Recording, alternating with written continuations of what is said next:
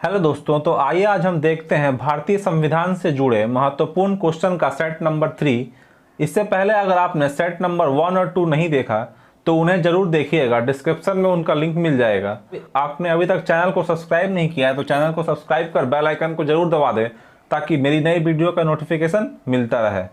तो चलते हैं पहले क्वेश्चन में। पहला क्वेश्चन है, किस अधिनियम के तहत विभागीय प्रणाली की शुरुआत हुई?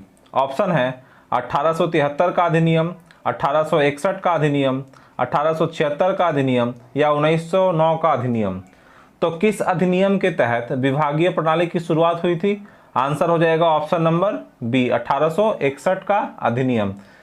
विभागीय प्रणाली की शुरुआत किसके द्वारा की गई थी? लॉर्ड कैनिंग के द्वारा।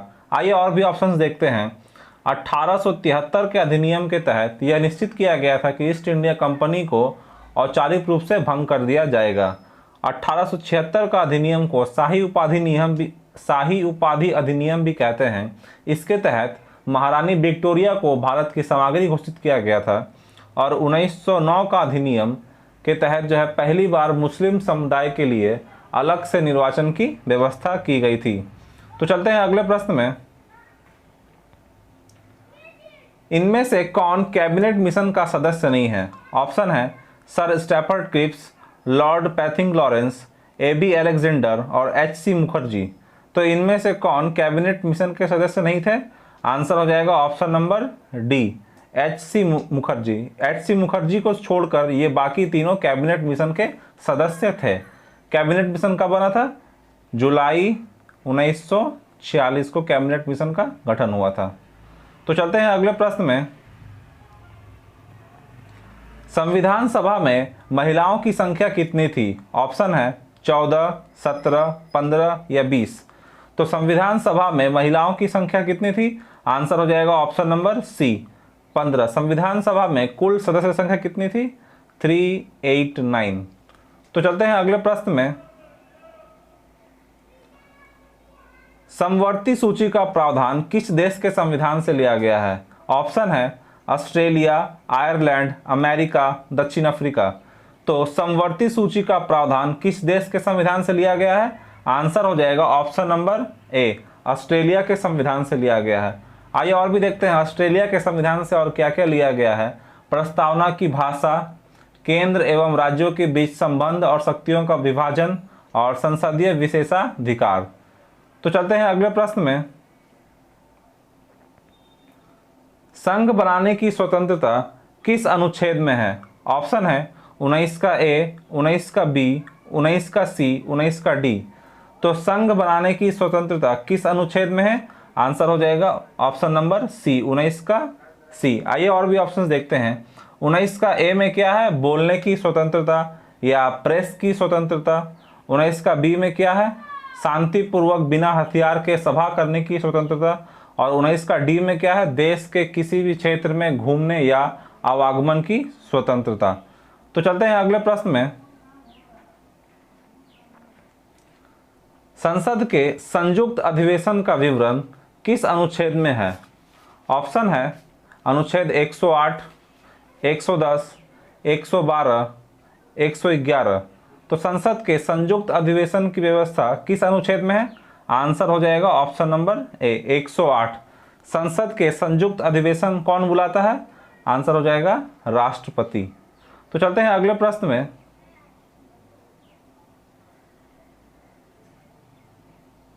प्रथम लोकसभा अध्यक्ष कौन थे?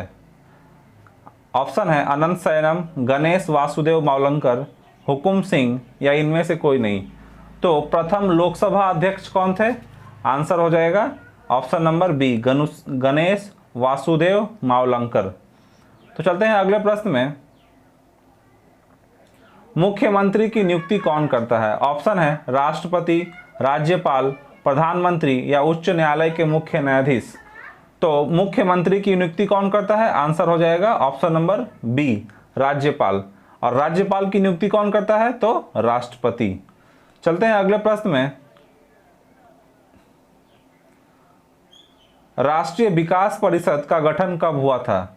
ऑप्शन है 1950, 1951, 1952, 1953। तो राष्ट्रीय विकास परिषद का गठन कब हुआ था? आंसर हो जाएगा ऑप्शन नंबर सी 1952। 6 अगस्त 1952 को राष्ट्रीय विकास परिषद का गठन किया गया था। राष्ट्रीय विकास परिषद का अध्यक्ष कौन होता है? प्रधानमंत्री। तो चलते हैं अगले प्रश्न में। संविधान के भाग 17 में क्या है? ऑप्शन है निर्वाचन, संविधान संशोधन, मौलिक अधिकार, राजभाषा। तो संविधान के भाग 17 में क्या है? ऑप्शन नंबर डी राजभाषा। अनुच्छेद कितना नंबर है? 343 से 351। आइए और भी ऑप्शंस देखते हैं।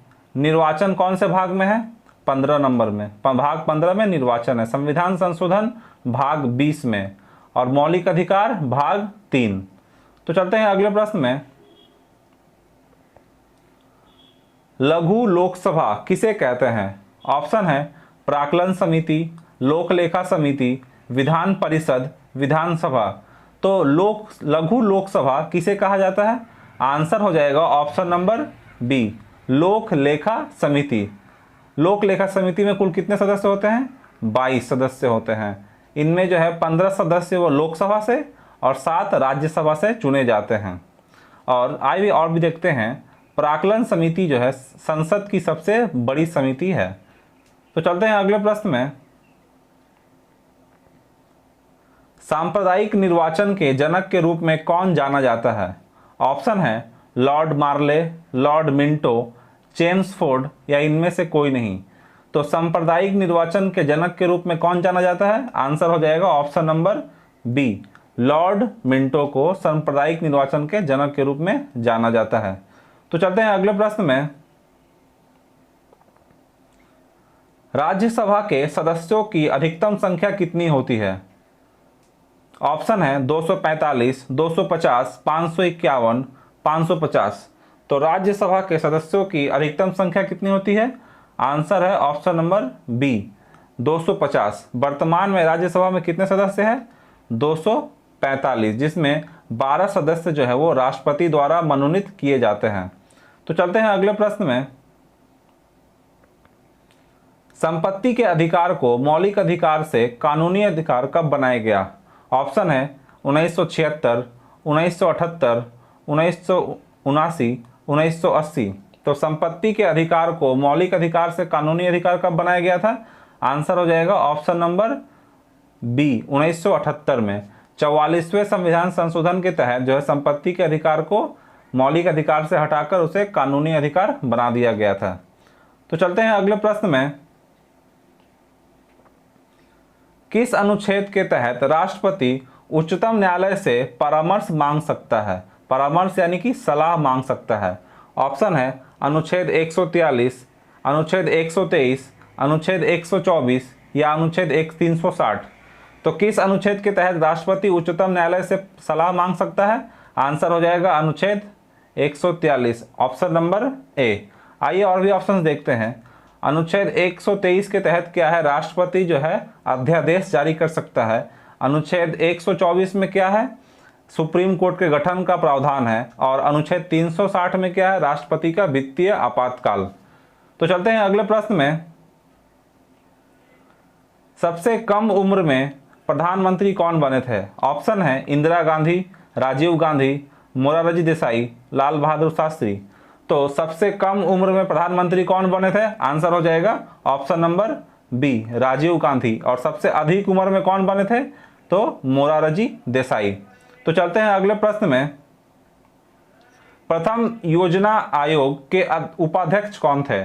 ऑप्शन है लाल बहादुर शास्त्री, गुलजारी लाल नंदा, सरदार बलदेव सिंह, सरदार वल्लभ भाई पटेल। तो प्रथम योजना आयोग के उपाध्यक्ष कौन थे? आंसर हो जाएगा option number B Gulzari Lal Nanda. तो चलते हैं अगले प्रश्न में। राष्ट्रपति द्वारा वित्तीय आपात की घोषणा किस अनुच्छेद के तहत की जाती है?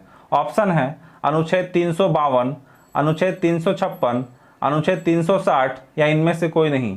तो राष्ट्रपति द्वारा वित्तीय आपात की घोषणा कब की जाती है? किस अनुच्छेद के तहत की जाती है? आंसर नंबर ऑप्शन हो जाएगा आंसर नंबर सी अनुच्छेद 360। अनुच्छेद 360 अभी तक भारत में एक बार भी लागू नहीं हुआ है। तो चलते हैं अगले प्रश्न में।